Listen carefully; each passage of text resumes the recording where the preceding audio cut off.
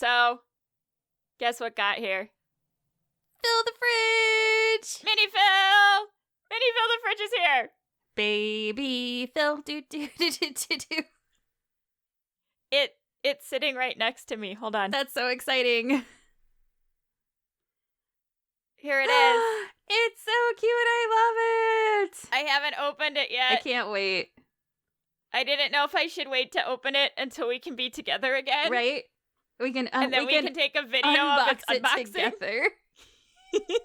And then play it. Yes, and then we can try to play it. So maybe I'll save it until we can be together again. Aww. That's so sweet. We'll see whether or not it freaks out my cat, because I'm pretty sure this game's gonna terrify my cat. She'll get over it. Speaking of cats, our episode today is about our Purrfect helpers. Perfect. Ba-dum. I do love me a good pun as I stare at my cat noir wall scroll. So we've gotten a lot of stories about cats specifically. Now, cats are special helpers when it comes to cosplay. They love to be fabric weights. They love to help you clean up your pattern paper, even when you would prefer them not to. And they are always ready to play with some string. I don't allow my cat in my craft room, personally, because she's naughty. I used to have a cat that no matter where it was in the house would always find the string, and you would unfortunately find out when she pooped. That is why Lily is not allowed in my craft room, because I don't want her to eat wig hair or thread. Right. Because let me tell you, that's not fun. No. As it just hangs there. No, her favorite thing to do is take all the pattern paper and then try to attack the scissors when I'm cutting things. Yo.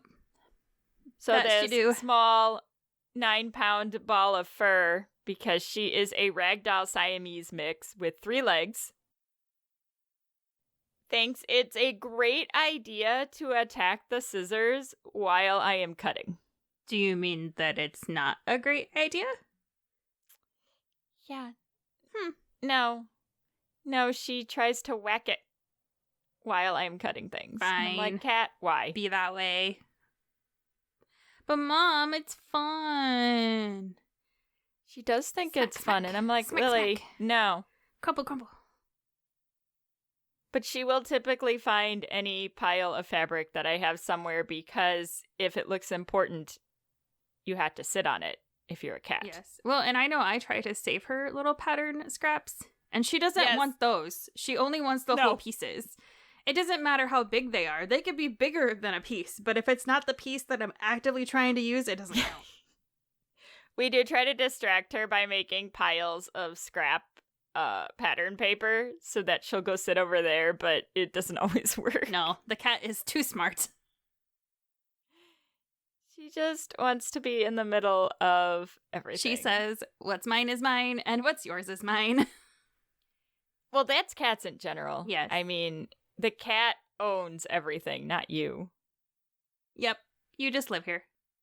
Yeah, you are not in charge. It's not like having a dog. Like, cats are in charge.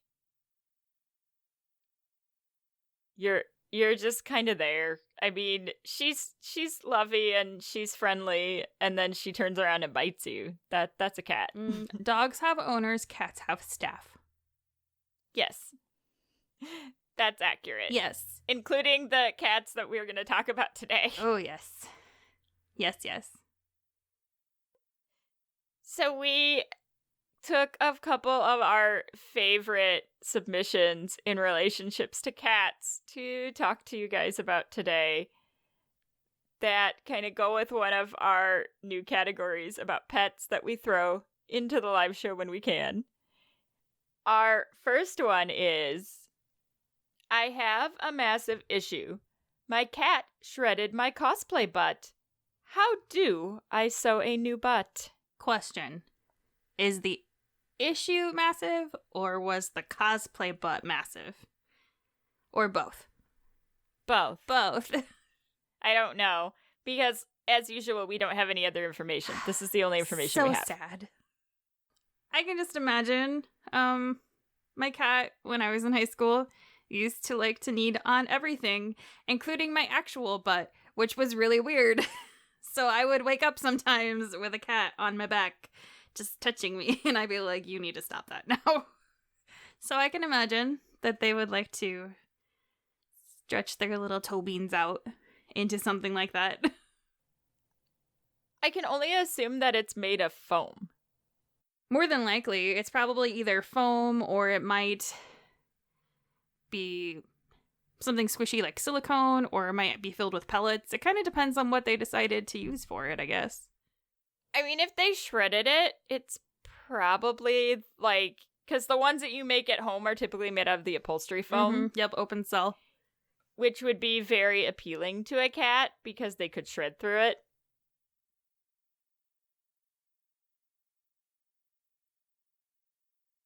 My thought with this question has always been, well, you would just make it the way you made it before. That makes sense. If I bought one, I would just buy another one. If I made it, I would just make another one. Or even, hypothetically, a new cover, because if they ripped into the fabric and shredded the foam, unless they legit took huge chunks of it out, if it's still just got like little kitty scratches in it, you can probably just recover that portion and still use it. Well, even if they did chew like chunks out of it, you probably could still fill that with something. Like more foam. Like more foam or stuffing or something and put a cover over it. Well, and most people I know that wear butts typically still wear other things on top of the butt. So even if you had to do something super makeshift as far as padding and covering goes, you might have another layer of either tights or hose or pants or a dress or something on top of it that's going to hide any of those imperfections anyway. My guess with this is this person probably did not make theirs, which is why they're asking how to make one. Well, good for them for wanting to expand their horizons. I mean, that's just my guess, because if you'd already made it before, you would know how to make a new one. Yeah. And you'd probably have a better idea of how to repair it if you had made it the first time.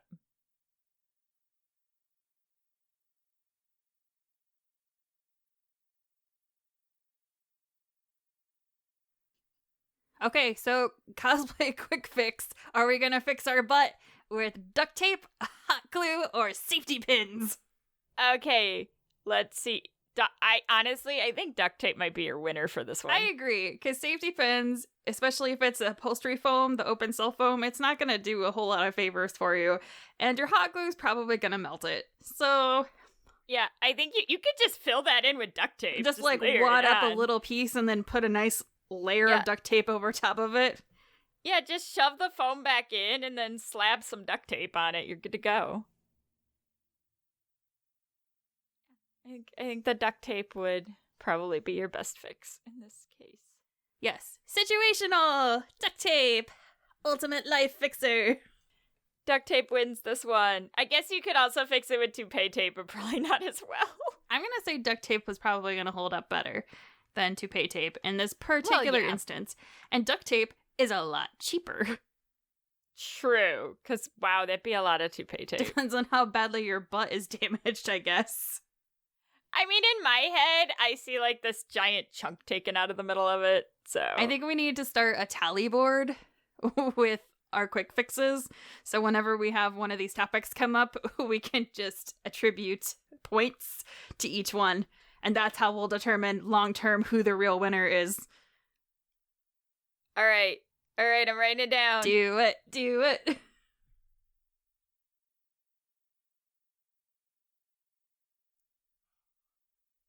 For science.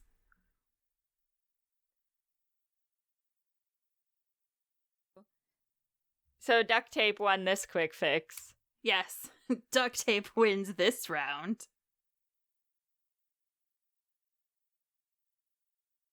All right, moving on. So, My boots just got pooped on by my cat. I washed them with warm water, but the smell is still there. Is there anything else I could do? Oh no. Oh no. This probably happens a lot, though, knowing cats. Probably. Or more likely that they puked on it, let's be honest, because cats puke on everything.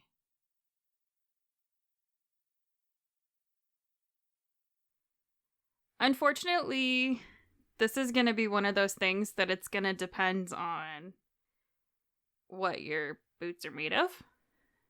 Whether or not this is going to be really salvageable or not. So, like, when I read it in my head, I kind of automatically assumed that the boots were probably leather. Could be. Because that would be much harder to get the smell out of than plastic. Because plastic, It shouldn't, like, seep in, but leather it would.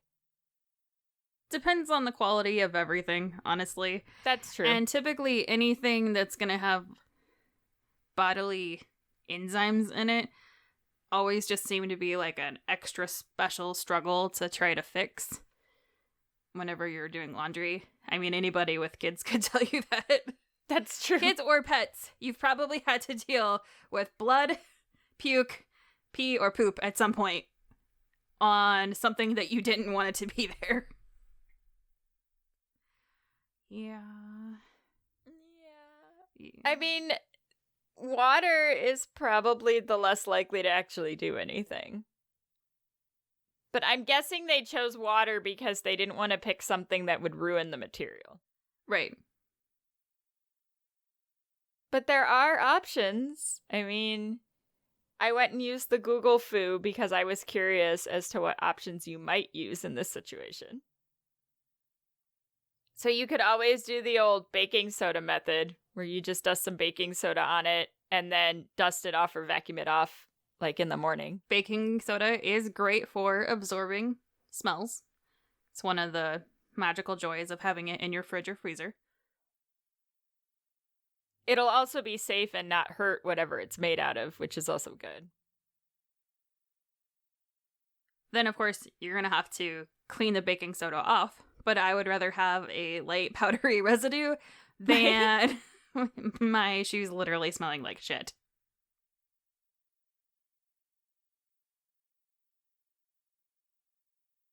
Well, and vinegar also works pretty well, but now you're going to be left with that smell.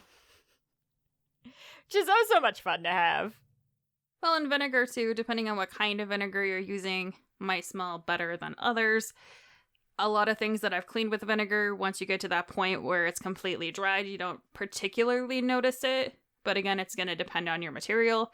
You can also use baking soda with vinegar to create a paste, which is going to be able to permeate just a little bit more and get a little bit deeper in there, depending on what the material is.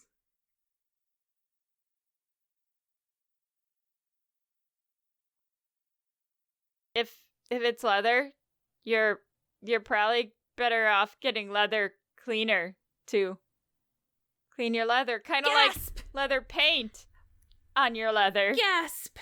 You should just get leather cleaner. You mean for your leather. I should totally buy the product that's definitely made for the thing that I want to do on the material I want to do it with? What? Can we clean it with Kool-Aid? No. I mean, you can dye it with Kool-Aid. No. No. No. Don't do that. No. Yeah, you can buy leather cleaner, which is most likely to get you the result that you want. Now, not leather conditioner, because that might actually make it worse. Yeah, don't do that. Because leather conditioner soaks in. You want leather cleaner. And you're going to be able to find that pretty much any general or auto parts store. You're going to either find it in the shoe section or in the auto section. Mm-hmm. And they will have leather cleaner or pleather cleaner, depending on the particular type of material that you have. So always safe than sorry. test somewhere inconspicuous first. Although, if my shoes literally smelled like shit, and I wanted them not to smell like shit, and I wasn't going to wear them if they smelled like that, I probably wouldn't even do the test. I'd be like, I don't care if they're discolored, because I can't wear them anyway if they smell like this. Well, exactly. Like, that's, if it looks like it's beyond repair, then there's no point in really testing it. It's like when I saved your wig from the literal rat's nest. Nope. That happened.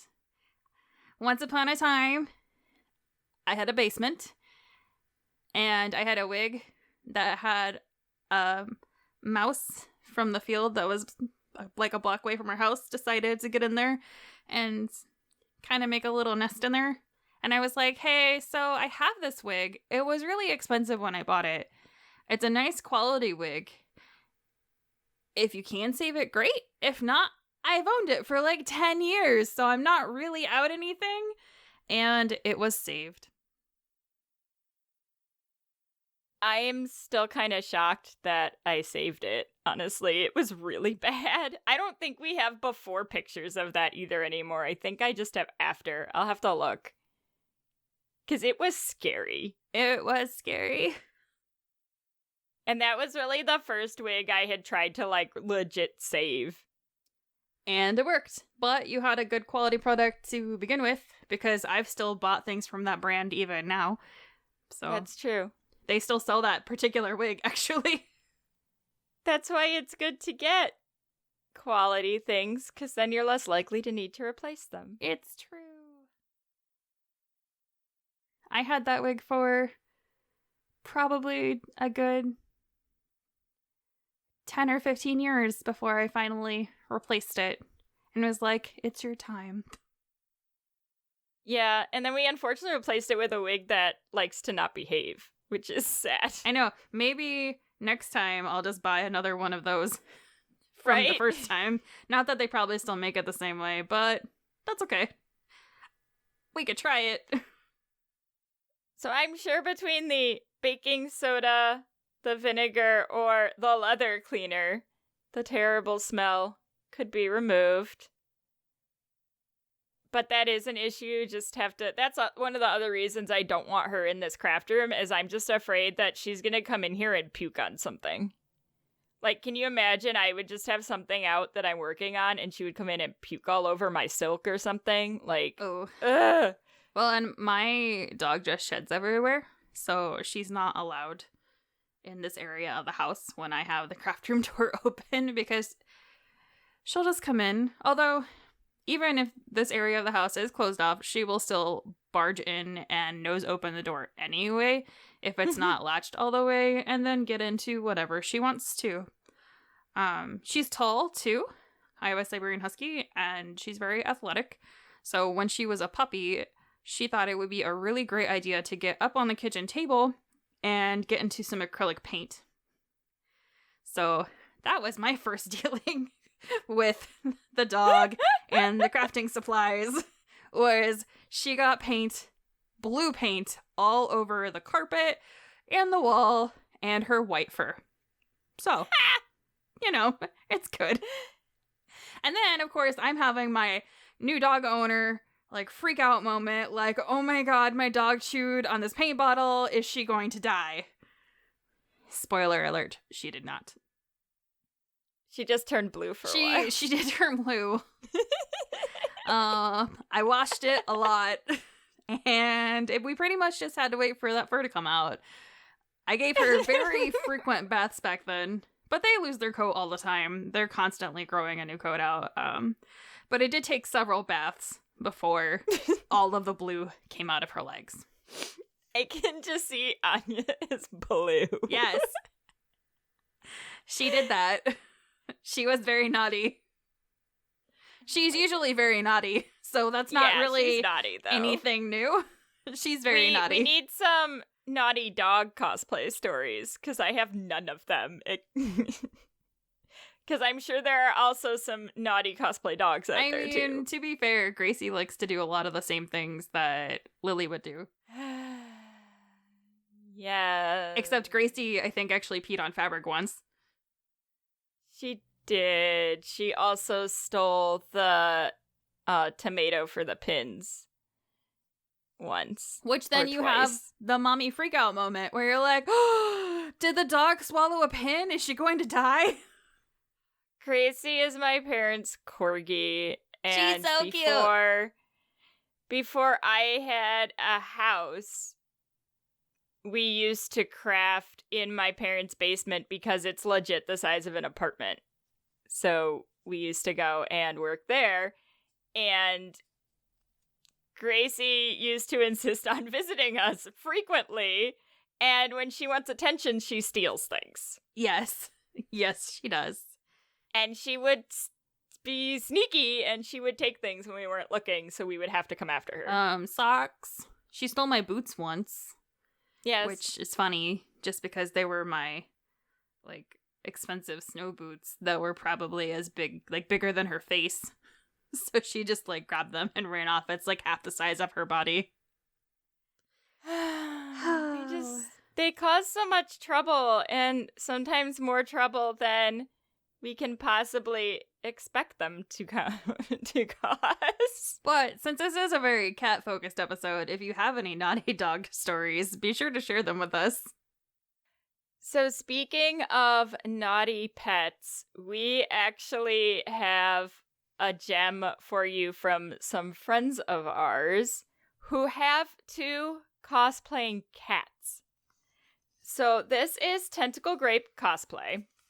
And they have been cosplaying for about 8 years. We actually met them when we went to compete for the preliminaries for the International Cosplay League. And their cats, Kohai and Senpai, have probably more costumes than the 2 of them combined. I mean, what do you do?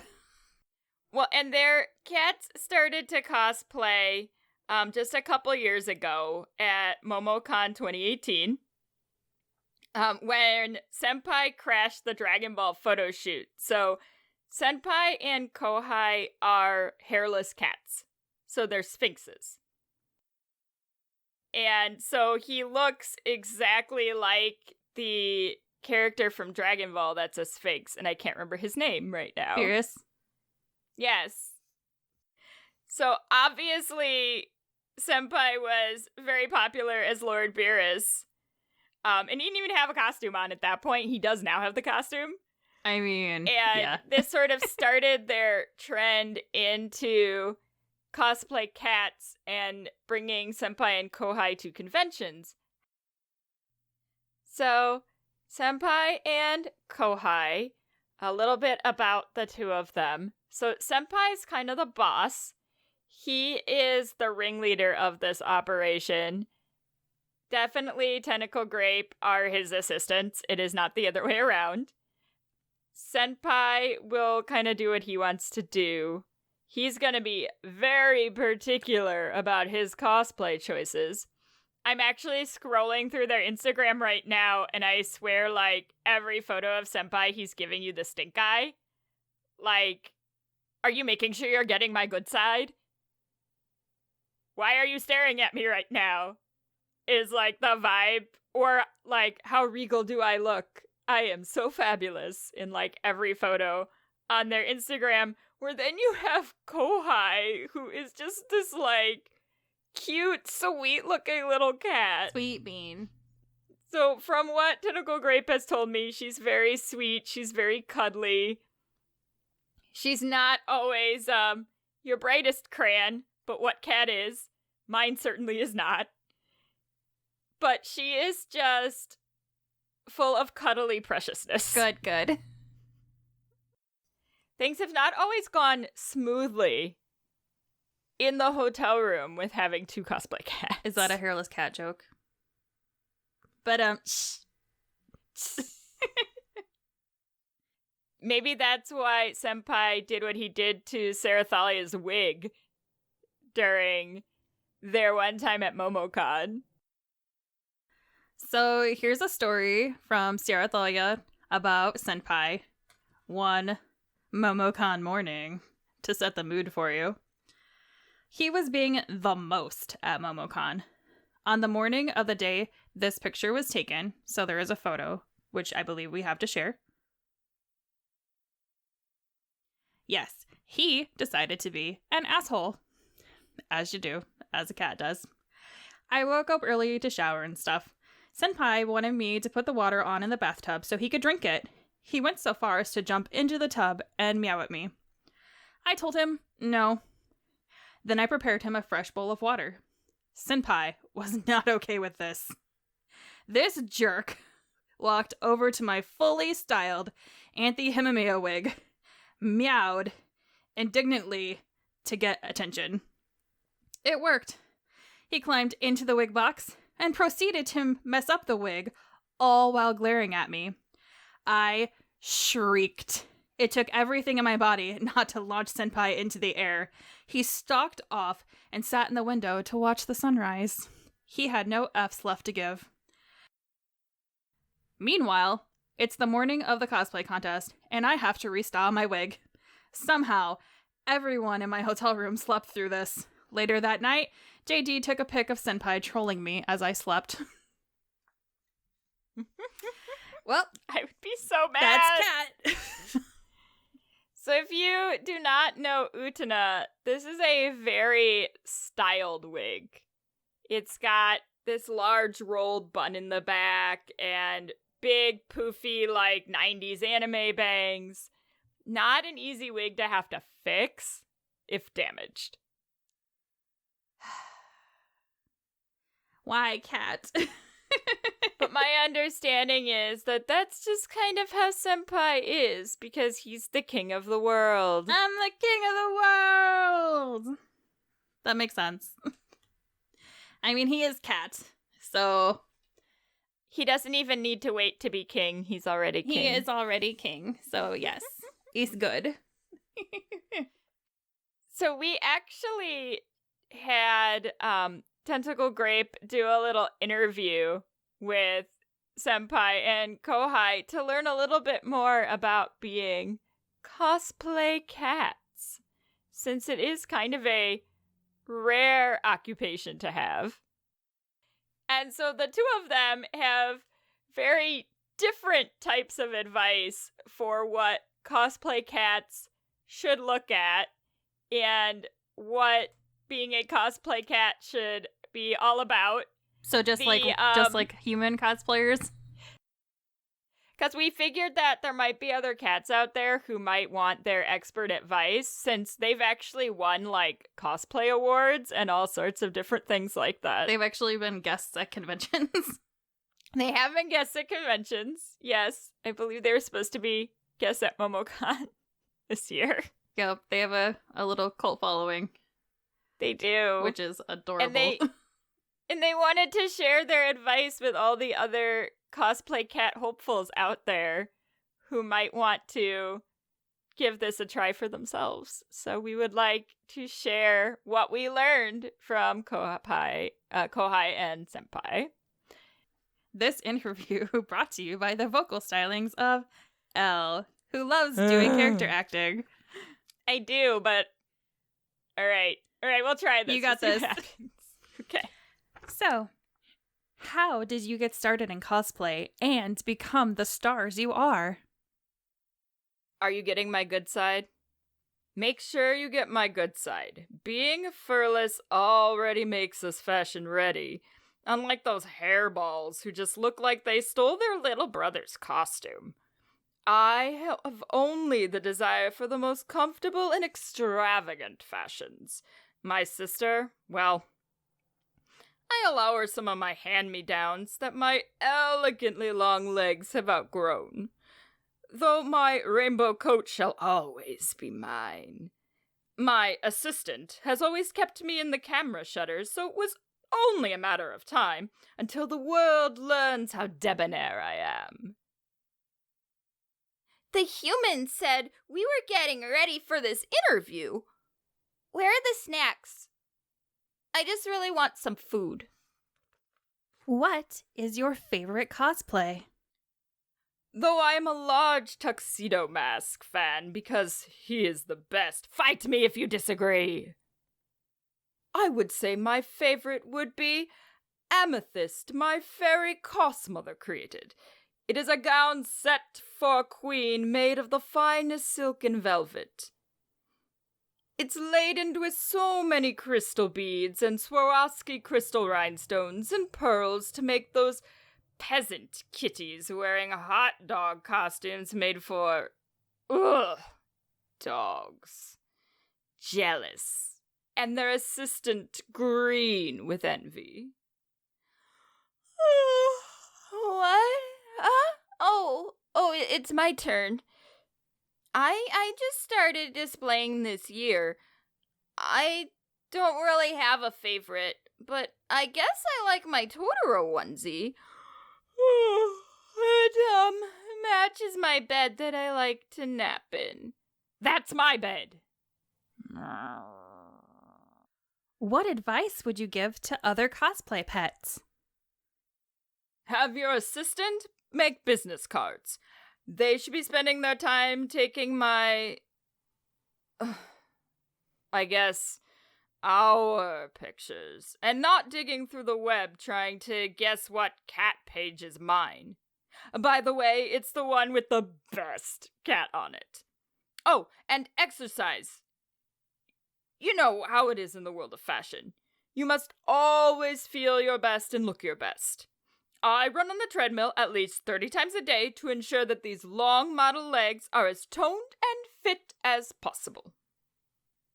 Also, make sure your handlers always have snacks. When posing for pictures, you get a snack before and after pictures. Thank you, Senpai and Kohai, for that great advice for our listeners' pets. Which one do you think you are? Are you Senpai or Kohai? I'm good with being cute and having snacks. I don't know. I'm not sure. I feel like if I were playing, like if I had to cosplay one of them, it's 100% Senpai. I mean, that makes sense. Because I enjoy my narcissistic assholes. Well, I mean, there is a type that you tend to crossplay as, and it is narcissistic asshole. So if we're going to say that Senpai is a narcissistic asshole, that would fit into your character trope. So I feel like if I were to cosplay one of the cosplaying cats, I would obviously need to be cosplaying Senpai. I love that we're talking about cosplaying as cats who cosplay. I'm pretty sure Tentacle Grape would support us cosplaying as their cosplaying cats. So what you're saying is we need to make cosplayers of cats who are cosplaying. We're gonna end up having to make anthropomorphic cosplays of cats that are cosplaying. This is like Animal Crossing. This is beautiful. Cosplay cats. I'm crying.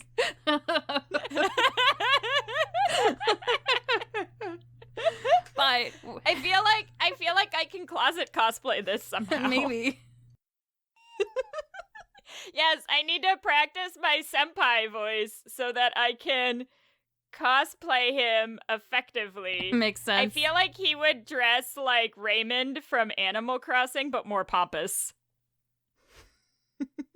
He needs like a really fancy coat and a monocle.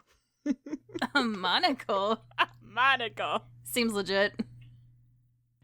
Well, thank you so much, Senpai and Kohai, for joining us here on Shit Cosplayers Day. It was a real treat. You should be welcome. You should be welcome. It is an honor and a privilege to have me present on your show. What are we supposed to be doing something right now? All right. Well, that is all the time that we have for today. Are you sure? I think so. That was Senpai and Kohai. I'm Ashlyn. I'm Al. We're Lavi Cosplay. And this is Shit Cosplaying Cat Say. You've been listening to Shit Cosplayers Say, an LVC production. You can find us on Facebook, Instagram, and Twitter at podcastscs.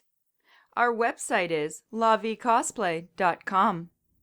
Have a fun, crazy con or cosplay-related story, absurd cosplay question, or just something in general to share with us? Email us at podcastscs@gmail.com. Thank you for listening, and remember, just because you can doesn't mean you should.